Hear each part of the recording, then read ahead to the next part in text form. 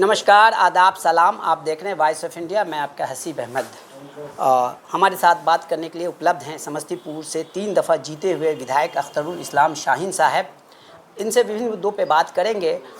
लेकिन सबसे पहले जो इनसे करनी है बात, इनको बधाई देनी है इनके अथक प्रयास से। और 15 साल से इन्होंने जो आरओबी भोला टाकिज गुमती पे, मुक्तापुर गुमती पे अभी जो जिसकी राशि आवंटित हुई है, उसके असल हकदार हैं जो जिन्होंने मेहनत की है, अख्तरुल इस्लाम साहब से। इनसे बात करते हैं। सर, आपका वॉइस ऑफ इंडिया में बहुत बहुत स्वागत।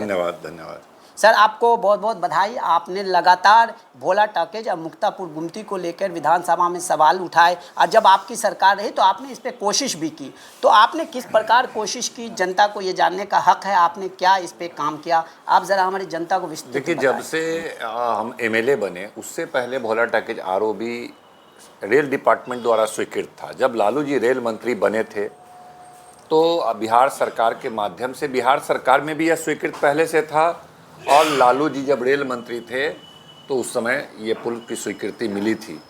लेकिन इसके लिए राशि आवंटित नहीं हो पा रहा था। जब से हम एमएलए बने तो सब शहर की सबसे प्रमुख समस्या रही है। पूरा शहर इसके वजह से जाम रहता था। पूरा ताजपुर रोड से लेकर के जब 2-3 ट्रेनें एक साथ क्रॉस करती है तो 20-20 मिनट, आधा घंटा तक बंद हो जाता है, और जिसकी वजह से वहाँ पूरा बस स्टैंड तक, वहाँ कलेक्ट्रेट तक जाम लग जाता था। और कई घटनाएं घट गई, कई लोगों की मौत हो गई, कई पेशेंट हो गए, डिलीवरी वाले हो गए, इमरजेंसी वाले हो गए। तो ये गंभीर समस्या शहर का था। तो जब से एमएलए बने हम लगातार विधानसभा में इसको उठाते रहे। महत्वपूर्ण हम लोग का अवसर मिलता है विधानसभा में कि आपके विधानसभा क्षेत्र का सबसे महत्वपूर्ण प्रश्न कोई हो तो उसको गैर सरकारी संकल्प के रूप में उठाने का एक अवसर मिलता है पूरे सेशन में, या 2 अवसर मिलता है बड़े सेशन में। तो उसमें हमने मैक्सिमम बार अन्य समस्याओं को शिथिल करते हुए भोला टाकिज आरओबी पर अपना गैर सरकारी संकल्प किया। और एक नहीं, हर साल हम करते थे। 1 बार, 2 बार, 3 बार, हर बार करते रहे। सरकार का आश्वासन मिलता था कि भाई उसमें क्या प्रोग्रेस है। फिर खुद हम जाते थे प्रधान सचिव के पास, जो विभाग के प्रधान सचिव होते थे, उनसे हम दर्जनों बार मिले। पुल निर्माण निगम के जो अध्यक्ष हैं उनसे कई बार मिले। रेल डिपार्टमेंट के बड़े बड़े डीआरएम तो मिलते ही थे, उससे बड़े बड़े जीएम जो होते हैं उन लोगों से हमने कई मुलाकातें की। उसके बाद माननीय मुख्यमंत्री नीतीश कुमार जी से मेरी कम से कम 4 मुलाकात व्यक्तिगत रूप से सिर्फ इस समस्या को लेकर के रहा। मुख्यमंत्री जी जानते थे। एक बार हमने उन्हें कहा कि सर, समस्तीपुर शहर में बहुत जाम लगता है, आरओबी बनना ज़रूरी है। करे वही ना जो आपके घर के पास है, उनका यही भाषा था।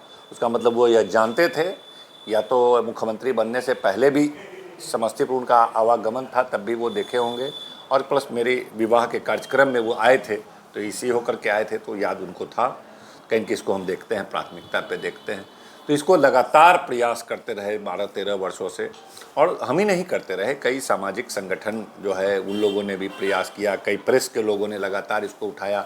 और जब भी मैंने विधानसभा में मजबूती से इस बात को उठाया और सरकार का आश्वासन मिला, समस्तीपुर के सारे अखबार उसको छापते भी थे। तो तमाम लोगों का धन्यवाद है कि तमाम लोगों के प्रयास से, और हमको जो जनता ने जिम्मेदारी दिया था कि इस बात को मजबूती से उठाया जाए, तो हम कम से कम इतनी बार उठाए हैं कि अगर इसको वीडियो निकाला जाए तो 20-25 वीडियो मिल जाएगा। लेकिन चलिए, धन्यवाद। सर, आप ने हम लोगों के साथ पीड़ादायक उस पीड़ा को महसूस किया है। जब गुमती से हम लोग निकलते थे, कोई बीमारी हो कुछ, तो ये जो राशि आवंटित हुई है उसके बाद कैसा महसूस कर रहे हैं सर? नहीं, बहुत राहत महसूस कर रहे हैं। जनता अपेक्षा रखती है अपने जनप्रतिनिधियों से। अगर हमारी सरकार रहती तो इसको हम तुरंत इमीडिएट करवा लेते। आपने देखा होगा बूढ़ी गंडक नदी पे एक ब्रिज बन रहा है जितवारपुर हकीमाबाद में, वो भी 80 करोड़ का बन रहा है।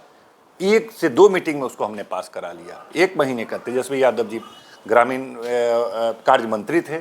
एक बार रिक्वेस्ट किया कि भाई शहर में जाम लगता है, केवल एक पुल है मथुरापुर के पास मगरदही में, और पूरे ज़िला के लोग दरभंगा जाने वाले या इस ज़िला से अगल बगल के ब्लॉक वारिसनगर वगैरह, खानपुर, कल्याणपुर जाने वाले एक ब्रिज है, पूरा मथुरापुर से लेके पूरा बाजार जाम रहता है।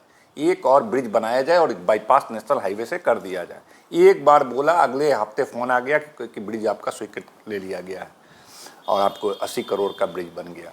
इसमें था कि बिहार सरकार और रेल डिपार्टमेंट दोनों की भूमिका थी।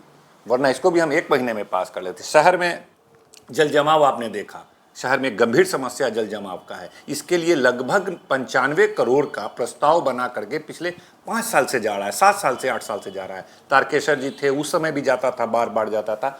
हम लोग इसको राइज करते थे, असेंबली में भी उठाते थे, जल जमाव आपने भी देखा होगा, आपने भी कई बार चलाया है।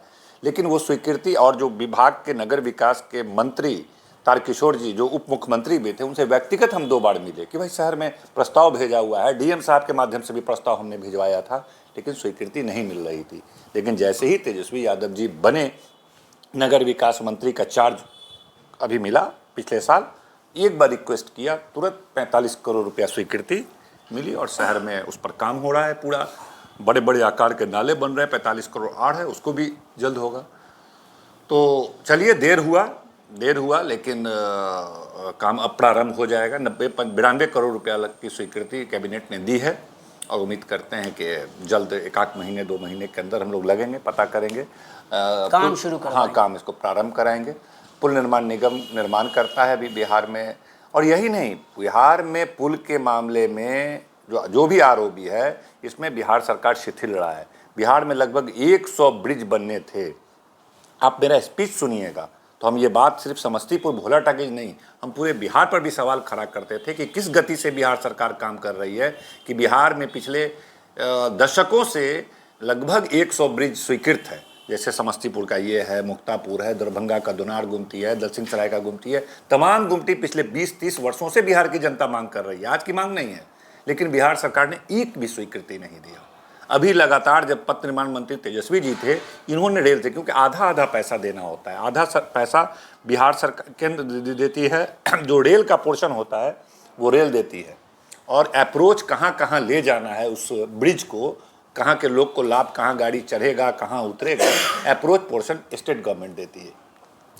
तो कभी भी स्टेट गवर्नमेंट ने रेल से बात करके कोई नतीजा नहीं निकाला, जिसकी वजह से सैकड़ों ब्रिज का कोई प्रस्ताव नहीं चल रहा था, उस पर काम नहीं हो पा रहा था। अभी तेजस्वी जी जब पथ निर्माण मंत्री बने थे तो उन्होंने रेल मंत्री से जाकर बात किया था, जो मीडिया में बहुत आया था कि भाई बिहार में बहुत दिक्कत हो रहा है और आधे पैसा देने की बात है। तो उन्होंने आश्वासन दिया था, लेकिन उस दिशा में कि हम एक बार नहीं बनाएंगे 100 ब्रिज, फेज़ वाइज बनाएंगे, 10-10, 20-20 करके बनाएंगे। तो फर्स्ट फेज़ में भोला टाकीज नहीं आया, जिसको लेकर के हमने बहुत नाराज़गी विधानसभा में दर्ज किया कि भाई जननायक कर्पूरी ठाकुर का ज़िला है, बगल में उनका घर है, ये है वो है, प्लस शहर में जाम रहता है बहुत, हमने ये कहा। तो हमको आश्वासन दिया गया था कि अगले कैबिनेट में इसको ले लिया जाएगा। सारे चीज़ साक्ष्य के रूप में सारा कुछ है। अच्छा सर, हाँ, जैसे ही पुल की राशि आवंटित हुई, वैसे ही क्रेडेंशियल लेने का दौर शुरू हो गया। आप सच माने में इसका क्रेडेंशियल किसे देना चाहेंगे? ये जो पुल की राशि आवंटित हुई है समस्तीपुर के जनता को, उन एक्टिविस्ट को, उन पत्रकार, किसको देना चाहेंगे आप? आपने उनका जो आवाज़ थी विधानसभा में उठाया, आप क्रेडेंशियल किसे देना चाहेंगे आप सर? देखिए, हम तो इसको अभी बिहार समस्तीपुर की जनता को, कि जनता की ये मुद्दा था और हम लोग जनप्रतिनिधि हैं, जनता लगातार हम लोगों से संवाद में रहते हैं, जनता के बीच रहते हैं, तो जनता का दबाव था कि ये काम होना चाहिए। और इत्तेफाक से मेरा आवास भी उस इलाके में है कि उस गुमटी पर मैं खुद प्रत्येक दिन 1-2 बार जाता हूँ। तो जनता का दर्द आंख से देखते थे कि किस तरह से, हाँ, किस तरह लोग फंसे हुए हैं। कोई स्कूल है, कोई कॉलेज जाने वाला है, कोई नौकरी में जाने वाला है, कोई दुकान खोलने वाला, सब 1 घंटा 1.5 घंटा फंसा है। बर बीमारी, पेशेंट वगैरह, एम्बुलेंस वगैरह लगा हुआ है, पूरे जाम की स्थिति बनी हुई है। ट्रेन गुजर गया, गुमटी खुल गया, लेकिन फिर भी जाम इतना है कि कोई निकालने वाला नहीं है। पुलिस की व्यवस्था अच्छी नहीं है कि वहाँ पर करे, जिसकी वजह से 2-2 घंटा, 1-1 घंटा जाम ट्रेन जाने के बाद भी लगा रहता था और बहुत एक विकट संकट था। आँख से देखते थे हम लोग। तो जनता की समस्या को एक प्रतिनिधि देख रहे हैं, तो हम लोग की जवाबदेही, जिम्मेदारी रहती है कि हमने अपने क्षेत्र के तमाम समस्याओं को बड़ी मजबूती से विधानसभा में रखने की कोशिश की है। उसमें न केवल भोला टाकीज, जितनी भी समस्या है सबको रखते रहे हैं, लेकिन भोला टाकीज हमको एक गंभीर समस्या लगा था, इसलिए इसको हमने ज़्यादा प्रमुखता से रखा। अच्छा सर, आप लोगों ने बिहार के विकास को लेकर समझौता किया, चचा के साथ हाथ मिलाया। यदि फिर ऐसा कोई मौका आता है विकास को लेकर के, क्या फिर चचा के साथ ऐसा कुछ मौका बनेगा जो आप लोग हाथ मिलाएंगे? क्या आप लोग इस तरह से सोचते हैं? नहीं, ऐसी स्थिति तो अभी मौका तो बहुत अच्छा था माननीय मुख्यमंत्री जी के पास। मुख्यमंत्री जी के पास मौका था। अभी जो केंद्र में सरकार बनाने की बात थी, नीतीश कुमार जी चाहते तो वो अभी इंडिया गठबंधन के फाउंडर में से वो रहे हैं। अभी वो चाहते तो आते और एक बड़े परिप्रेक्ष्य में कुछ भी विचार किया जा सकता है, बड़े हित में कुछ भी विचार किया जा सकता है। राष्ट्रीय स्तर पर, राज्य स्तर पर इसकी कोई विशेष अहमियत नहीं नज़र आती है, लेकिन राष्ट्रीय परिप्रेक्ष्य में नीतीश कुमार जी को फैसला लेना चाहिए था। पिछले ही विगत महीने जो बिहार और देश की जनता उनसे अपेक्षा कर रही थी, क्योंकि जनता ने मैंडेट नहीं दिया था, जो तत्कालीन सरकार थी, नीतीश कुमार जी बिहार के हित में बड़ा फैसला कर सकते थे। अगर वो इंडिया में आते तो जो चाहते सो होता। भाजपा के साथ भी रहे तो बिहार के हित में उन्होंने कोई शर्तें नहीं रखी। आज बिहार देश का सबसे पिछड़ा हुआ राज्य है। इस पिछड़ेपन को दूर करने का ये बहुत सुनहरा अवसर था कि केंद्र की सरकार बिहार के सांसदों के बगैर सरकार नहीं बना सकती, खास के जदयू विशेष राज्य का दर्जा लेने का बहुत सुनहरा मौका था। विशेष राज्य का दर्जा हो, विशेष पैकेज हो, जो भी ज़रूरत है, जो आप शिकायत करते हैं बिहार के पिछड़ेपन की 2-4 वजहें ये है, तो उस तमाम वजहों पर अभी बात कर सकते थे। हाँ, मौका था और ऐसा मौका शायद बहुत कम अवसर पे मिलता है। तो नीतीश कुमार जी पता नहीं कि केवल मुख्यमंत्री की शर्तों पर कि भाई जल्दी से चुनाव करा के हमको पुनः मुख्यमंत्री के रूप कैंडिडेट बना के हमको फिर से 5 साल का रिन्यूअल दिलवा दीजिए, इस शर्तों पर वो समर्थन कर रहे हैं, या बिहार के तरक्की, जो बिहार की आवश्यकता, मूलभूत आवश्यकताएं हैं, विशेष राज्य का दर्जा, विशेष पैकेज या और तमाम तरह की बातें जो है, वो सब बातें तो नहीं किया इन्होंने। सर, अभी मध्यावधि चुनाव हुआ है, 13 विधानसभा सीट पे एनडीए को बड़ी कामयाबी हाथ लगी है, तो ये 2025 की अक्काशी तो नहीं है, जनता का मैंडेट तो नहीं है। देखिए, मीडिया अगर इस बात को नहीं बोलती कि प्रचंड बहुमत के साथ एनडीए गठबंधन मोदी जी दोबारा आ रहे हैं, अगर सही न्यूज़ को मीडिया रखती कि भाई एक बड़ा मतलब बराबरी का मुकाबला चल रहा है और हाँ, और मोदी जी 400 नहीं बल्कि 300 भी नहीं आ रहे हैं, 250 से भी नीचे आ रहे हैं, अगर ये बात जनता समझती तो इंडिया गठबंधन की पूर्ण बहुमत होती। लेकिन मीडिया ने, खास करके मोदी जो खास मीडिया कहलाता है, गोदी मीडिया लोग कहते हैं, उन लोगों ने जिस तरह न्यूज़ बना करके एक परसेप्शन बना के रखा कि फिर बड़े बहुमत के साथ, प्रचंड बहुमत के साथ लगभग 400, सारे चैनल ने आपने देखा, कोई 370 दे रहा है, 80 दे रहा है, 90 दे रहा है। लोगों को लगा कि वही सरकार आ रही है, तो जो लोग हटाने, जो नहीं नापसंद करते थे इनकी नीतियों को, वो लोग बहुत सक्रिय नहीं हो पाए, एक्टिव नहीं हो पाए कि भाई जनता फिर बना ही रही है उनको। तो ये है। और अभी का देखिए, अभी मध्यावधि चुनाव हुआ है, तो ये सीधे तौर पर कि मोदी जी की लोकप्रियता ख़त्म हो चुकी है। जितने झूठे वादे नारे उन पर थे, अब वो दौर ख़त्म हो गया है। अभी पूरा सब सीट इंडिया गठबंधन को बहुत बड़ा मैंडेट अभी मिला है, जितने भी चुनाव मध्यावधि चुनाव हुए हैं। तो इससे है कि आने वाले दिनों में पूरे बिहार, पूरे देश से एनडीए गठबंधन खत्म होगा और इंडिया गठबंधन मजबूती के साथ विभिन्न राज्यों में आगे आएगा। 2025 में आप सरकार बनाएंगे? वो तो निश्चित रूप से पिछली बार हम लोग लोकसभा चुनाव में बड़ा खराब प्रदर्शन रहा, उसके बावजूद तेजस्वी यादव जी के नेतृत्व में जो इंडिया गठबंधन महागठबंधन था, वो बहुत बड़ी सफलता के साथ लगभग बहुमत के करीब हम पहुंच गए थे। 110 सीट से ज़्यादा, 112-13 सीट, 14 सीट तक पहुंच गए थे हम लोग। कुछ सीटों से नहीं बने थे। इस बार तो पार्लियामेंट इलेक्शन में हमारा वोट प्रतिशत भी इंडिया गठबंधन का बढ़ गया। 1 सीट से 9 सीट, 10 सीट पे हम लोग जीत भी गए।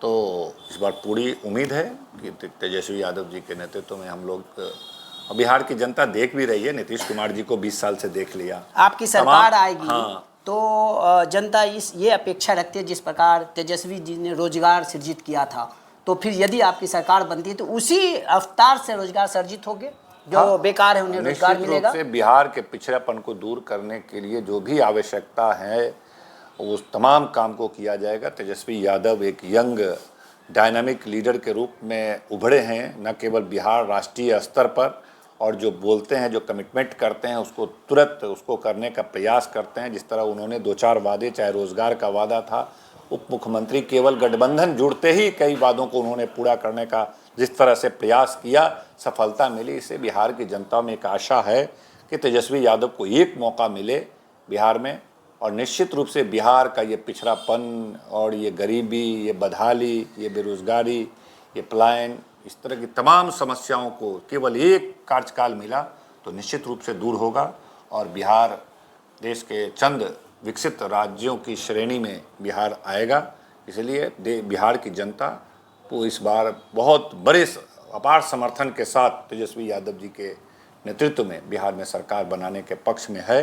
ये केंद्र का चुनाव था, इसलिए कई बार लोगों ने देखा अलग अलग मुद्दे, हाँ, अलग अलग मुद्दे थे, और तेजस्वी यादव जी को प्रधानमंत्री बनना नहीं था, वो कैंडिडेट नहीं थे, तो ये सब कई सारे ऐसे बातें अच्छा थी। सर, चलते चलते हम आपसे आश्वासन चाहते हैं। ऐसा कई दफ़ा हम लोग पत्रकार हैं, जगह जगह जाते हैं, सुनने में आता है जिसकी जितनी भागीदारी उसका उतना, जिसकी जितनी संख्या उतनी भागीदारी। इस बात पर राजद कम से कम संतुलन बनाएगी, जिसकी जितनी जिस जाति की जितनी निश्चित रूप से ना केवल विधायक सांसद के टिकटों में, बल्कि राजद का ये कमिटमेंट है या नारा है कि भाई आबादी के अनुसार उसके हिस्सेदारी मिलनी चाहिए। तमाम जाति बिरादरी, चाहे दलितों के में हो, अति पिछड़ों में हो, सामान्य वर्ग में हो, मुस्लिम समाज में हो, जनजाति में हो, तमाम वर्गों में उसकी हिस्सेदारी मिलनी चाहिए।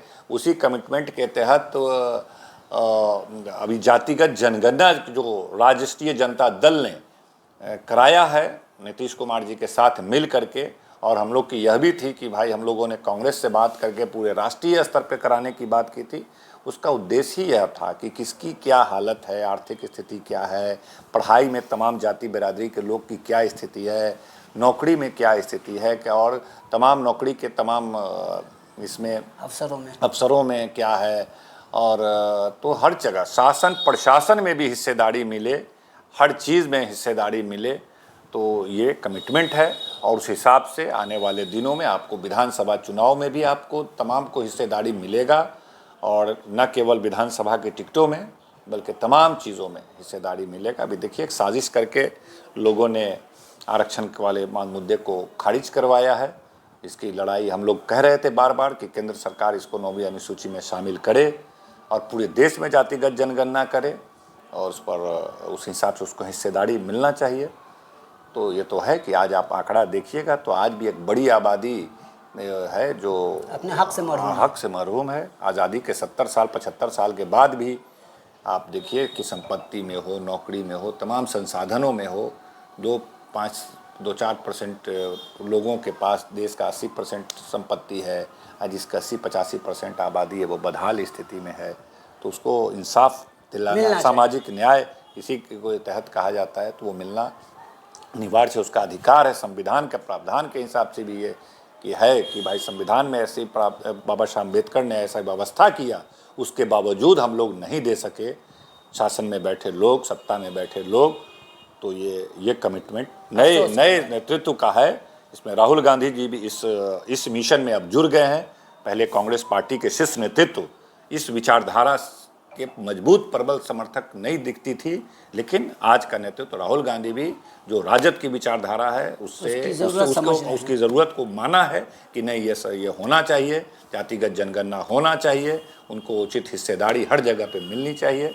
तो उम्मीद है कि इस बार बिहार से शुरू होगा और पूरे देश में इसको स्थापित किया जाएगा। आशा करते हैं राजद बिहार में सरकार बनाए, और जो इन्होंने रोजगार के एक सपने दिखा, बल्कि सपने नहीं बल्कि इन्होंने करके दिखाया, कितने लाख रोजगार सृजित के, युवाओं को रोजगार से जोड़ा, फिर सरकार बने, रोजगार मिले और सामाजिक न्याय के तहत उचित भागीदारी मिले। आप शीर्ष नेता हैं राजद में आज के डेट में, तो आपकी बात बहुत महत्वपूर्ण होती है और लोग आपकी बातों पर विश्वास करते हैं। आशा करते हैं इस शुभकामना के साथ कि आपका सरकार बने। वॉइस ऑफ इंडिया से बात करने के लिए आपका बहुत बहुत धन्यवाद। थैंक यू, धन्यवाद।